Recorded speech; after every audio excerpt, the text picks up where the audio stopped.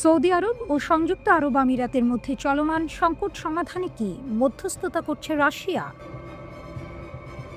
ক্রেমলিনের পক্ষ থেকে জানানো হয়েছে, রাশিয়ার প্রেসিডেন্ট ভ্লাদিমির পুতিন সৌদি নেতৃত্বের কাছে নববর্ষের শুভেচ্ছা বার্তা পাঠিয়েছেন। পাশাপাশি সৌদি আরবে নিযুক্ত রুশ রাষ্ট্রদূত সের্গেই ক্লভ রিয়াদে সৌদি পররাষ্ট্র মন্ত্রণালয়ের উপমন্ত্রী ওয়েদ এল কোরেজির সঙ্গে বৈঠক করেছেন।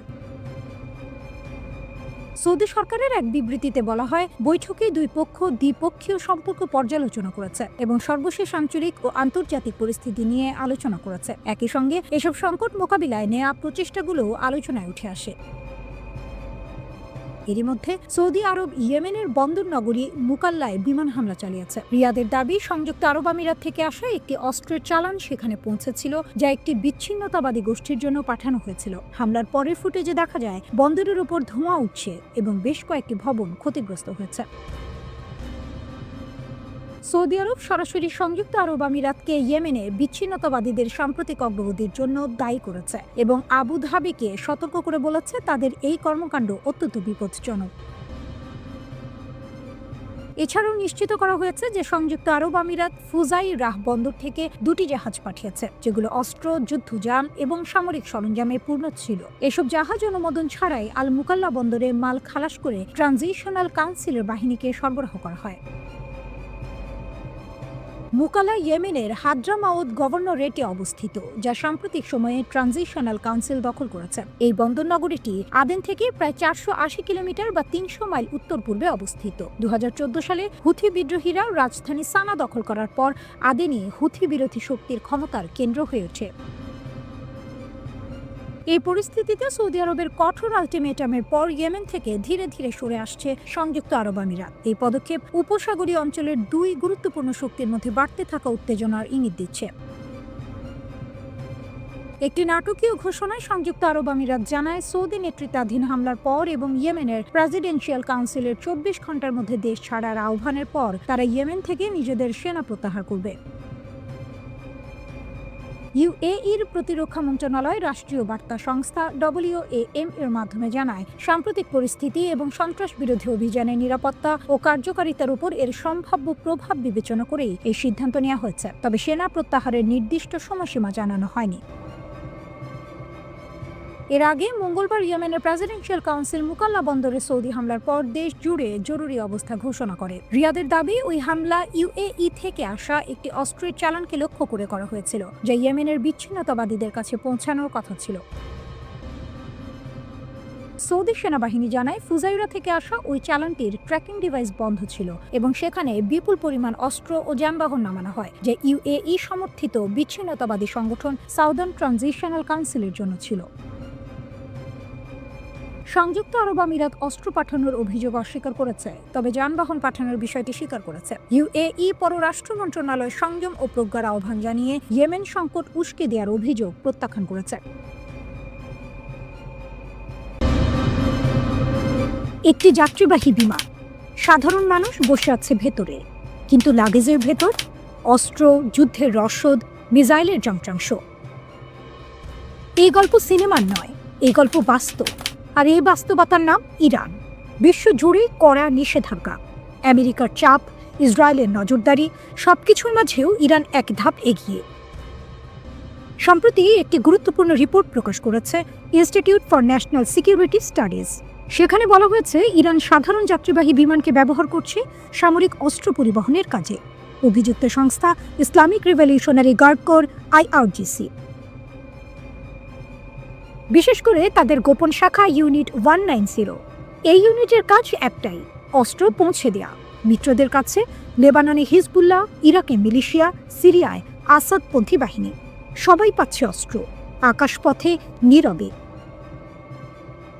ইরানের বিমান সংস্থাগুলো এখানে মুখ্য ভূমিকা পালন করছে।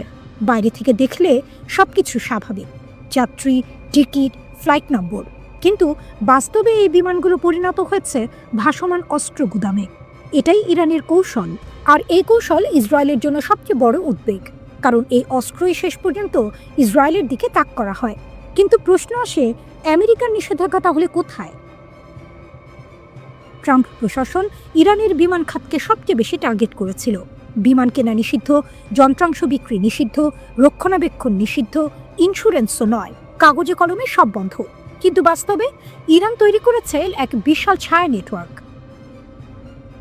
শেল কোম্পানি, ভুয়া মালিকানা, অফশোর রেজিস্ট্রেশন, এক দেশে কোম্পানি, অন্য দেশে ব্যাংক, তৃতীয় দেশে ডেলিভারি। বিমান যন্ত্রাংশ কেনা হয় এই পথে, ফ্লাইটের রুট বদলে দেওয়া হয়, হঠাৎ জরুরি অবতরণ দেখানো হয়, ডেটা গায়েব করে দেওয়া হয়, সবই পরিকল্পিত। আর এই কাজে ইরান একা নয়, রাশিয়া পাশে আছে, চীন পাশে আছে। রাশিয়া দেয় যন্ত্রাংশ, চীন দেয় টাকা, ছায়া ব্যাংকিংয়ের মাধ্যমে। ডলার নয়, ইউয়ান নয়, ডিজিটাল চ্যানেল, সবকিছু এমনভাবে যাতে কেউ ধরতে না পারে। ফলাফল কি? আজ ইরানের প্রায় 60% বিমান মাটিতে পড়ে আছে। বাকি যে অল্প কটা উঠছে সেগুলো চলছে অন্য বিমান কেটে। একটা বিমান থেকে খুলে আরেকটায় লাগানো হচ্ছে যন্ত্রাংশ। এই আকাশপথ দিয়েই ইরান অস্ত্র পাঠায়, চাপের মধ্যেও। এটাই ট্রাম্পের নিষেধাজ্ঞার সবচেয়ে বড় ব্যর্থতা। ইসরায়েল জানে এই বিমান মানেই হুমকি, কারণ এক একটা ফ্লাইট মানে এক একটা নতুন অস্ত্র ইসরায়েল বিরোধী গোষ্ঠীর হাতে। এ কারণেই ইসরায়েল বারবার সতর্ক করছে, বলছে এই আকাশপথ বন্ধ না হলে ছায়াযুদ্ধ থামবে না। ইরান বুঝিয়ে দিয়েছে একটাই কথা, নিষেধাজ্ঞা তাকে থামাতে পারেনি, বরং তাকে আরো চতুর করেছে। আর এই চাতুর্যই আজ ইসরায়েলের সবচেয়ে বড় মাথা ব্যথা।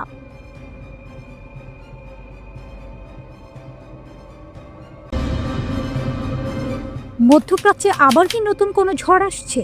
এই প্রশ্নটা আজ হঠাৎ করে উঠছে না, কারণ পশ্চিমা গোয়েন্দা সংস্থাগুলো বলছে ইরানের সামরিক যন্ত্রের ভেতরে এমন কিছু নড়াচড়া হচ্ছে যা স্বাভাবিক নয়। কোনো বোমা পড়েনি, কোনো যুদ্ধ ঘোষণা হয়নি, কিন্তু গোয়েন্দারা বলছে ইরানের আকাশে কিছু একটা বদলাচ্ছে। পশ্চিমা গোয়েন্দা সংস্থাগুলোর মতে ইরানের ইসলামিক রিভলিউশনারি গার্ড কর্পস IRGCর অ্যারোস্পেস ফোর্সে অস্বাভাবিক তৎপরতা ধরা পড়েছে। অ্যারোস্পেস ফোর্স মানে কি? এটাই সেই বাহিনী যারা ড্রোন চালায়, ব্যালিস্টিক ক্ষেপণাস্ত্র নিয়ন্ত্রণ করে আর আকাশ প্রতিরক্ষা ব্যবস্থার দায়িত্বে থাকে, অর্থাৎ ইরানের সবচেয়ে স্পর্শকাতর সামরিক ইউনিট। গোয়েন্দা সূত্র বলছে ড্রোন ইউনিট, ক্ষেপণাস্ত্র বাহিনী আর আকাশ প্রতিরক্ষা, এই তিনটির মধ্যে একসঙ্গে সমন্বিত চলাচল দেখা যাচ্ছে।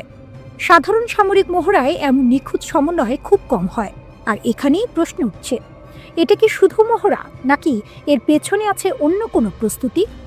এ কারণেই পশ্চিমা গোয়েন্দা সংস্থাগুলো এখন নজর রাখছে কমান্ড ও কন্ট্রোল সিগন্যাল, সেনা ইউনিটের স্থান পরিবর্তন, অস্ত্র ও রসদের চলাচল, IRGCর যোগাযোগ ব্যবস্থা, প্রতিটি ডেটা বিশ্লেষণ করা হচ্ছে। এই পরিস্থিতির মধ্যে NBC নিউজ জানিয়েছে ইসরায়েল এখন ডোনাল্ড ট্রাম্পকে সম্ভাব্য নতুন হামলার অপশন নিয়ে ব্রিফ করতে প্রস্তুত। ইসরায়েলের উদ্বেগটা ঠিক কোথায়? অনেকেই ভাবেন সব সমস্যার মূল ইরানের পারমাণবিক কর্মসূচি, কিন্তু ইসরায়েলি কর্মকর্তারা বলছেন তাদের সবচেয়ে বড় ভয় ব্যালিস্টিক ক্ষেপণাস্ত্র। ইসরায়েলি গোয়েন্দাদের ধারণা ইরান আবারও ক্ষেপণাস্ত্র উৎপাদন কারখানাগুলো চালু করছে। শুধু তাই নয়, জুন মাসে হওয়া 12 দিনের যুদ্ধে যেসব আকাশ প্রতিরক্ষা ব্যবস্থা ক্ষতিগ্রস্ত হয়েছিল সেগুলো দ্রুত মেরামত করা হচ্ছে। ইসরায়েলের মতে এই ক্ষেপণাস্ত্রগুলো পারমাণবিক বোমার চেয়েও তাৎক্ষণিক হুমকি তৈরি করতে পারে, কারণ ক্ষেপণাস্ত্র আজ আছে, কালই ব্যবহার করা যায়। ইরান অবশ্য সব অভিযোগ অস্বীকার করছে। তাদের বক্তব্য, তারা কোনো পারমাণবিক অস্ত্র তৈরি করছে না, কিন্তু যুক্তরাষ্ট্র ও তার মিত্ররা ইরানের সামনে 3টি শর্ত রাখছে। ইউরেনিয়াম সমৃদ্ধকরণ কমাতে হবে, ক্ষেপণাস্ত্র কর্মসূচি সীমিত করতে হবে এবং হামাস ও হিজবুল্লাহর প্রতি সমর্থন বন্ধ করতে হবে। ইরান এই 3টি সরাসরি না বলে দিয়েছে। ইরানের সর্বোচ্চ নেতা আয়াতুল্লাহ আলী খামেনি বলেন, নতুন যুদ্ধের আলোচনা আসলে মনস্তাত্ত্বিক যুদ্ধ। তার অভিযোগ, পশ্চিমা দেশগুলো গণমাধ্যম ব্যবহার করে ইচ্ছাকৃতভাবে ভয় তৈরি করছে। খামেনির ভাষায়, এই কৌশল ব্যর্থ হবে। তবে বাস্তবতা হলো গোয়েন্দা সংস্থাগুলো প্রতিটি সিগন্যাল ও প্রতিটি নড়াচড়া নজরে রাখছে। কূটনৈতিক সম্পর্ক চাপে রয়েছে, সামরিক অবস্থান বদলাচ্ছে, আর এই অঞ্চলে আবারও সংঘাতের আশঙ্কা বাতাসে ঝুলে আছে।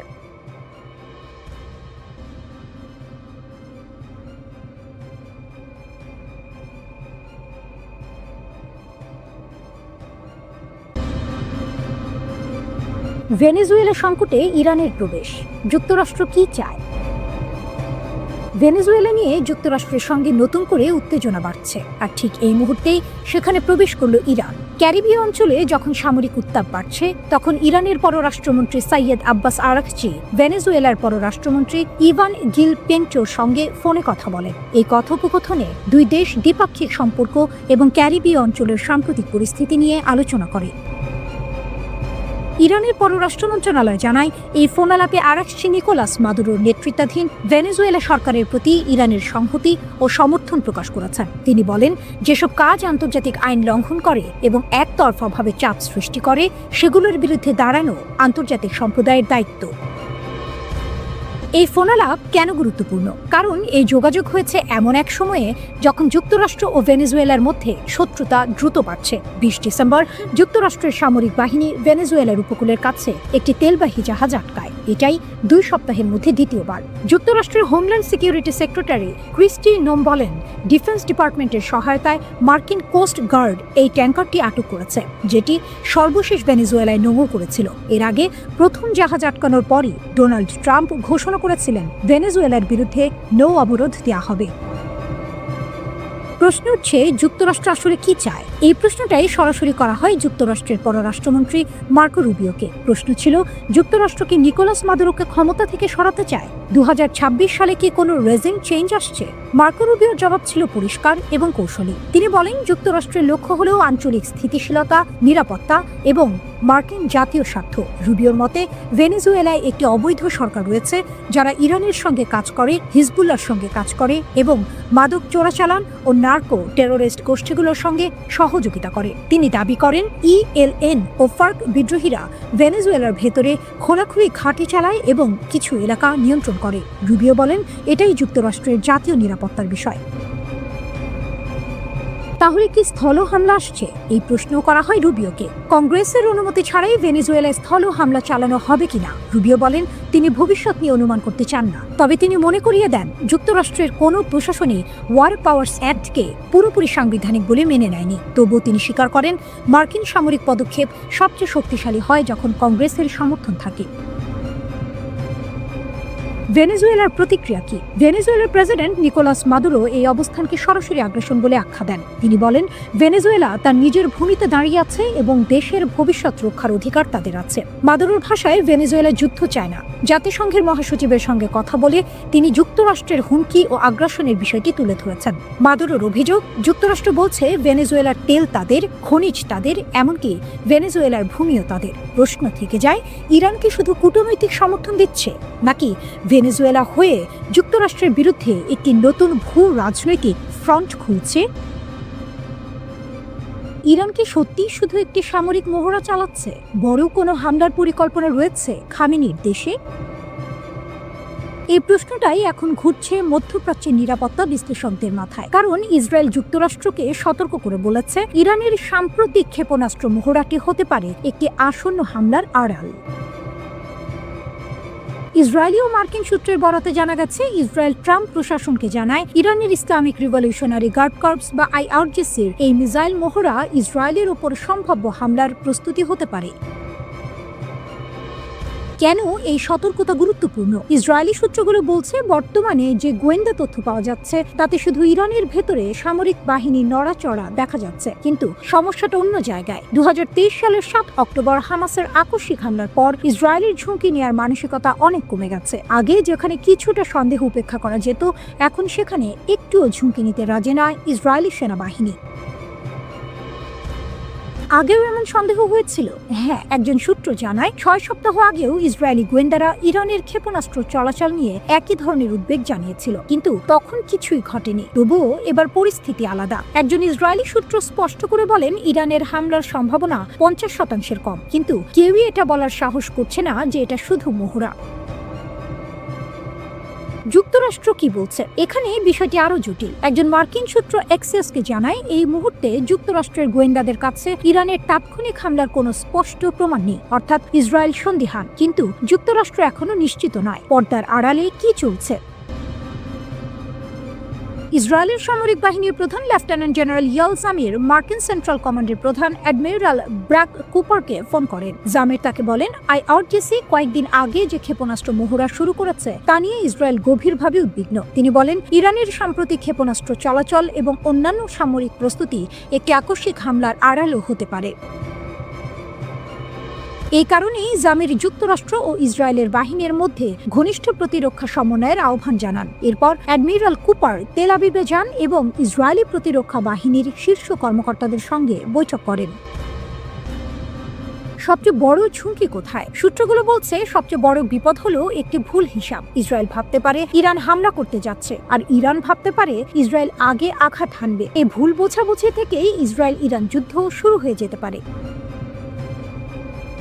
সামনে কি ঘটতে পারে? ডিসেম্বর 29 তারিখে ইসরায়েলি প্রধানমন্ত্রী বেনিয়ামিন নেতানিয়াহু মার্কিন প্রেসিডেন্ট ট্রাম্পের সঙ্গে মায়ামিতে বৈঠক করতে পারেন বলে জানা গেছে। এই বৈঠকে নেতানিয়াহু আলোচনা করতে চান ইরানের ব্যালিস্টিক ক্ষেপণাস্ত্র পুনর্গঠনের চেষ্টা, 2026 সালে ইরানের বিরুদ্ধে সম্ভাব্য আরেকটি হামলার বিষয়। NBC নিউজ প্রথম এই তথ্য প্রকাশ করে।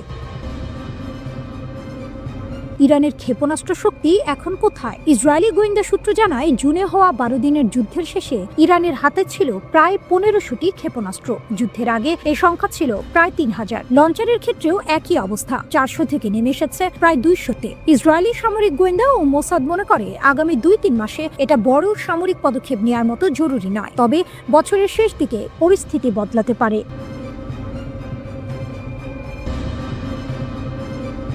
ইরান যুদ্ধের পর ইসরায়েল কেন এত মরিয়া?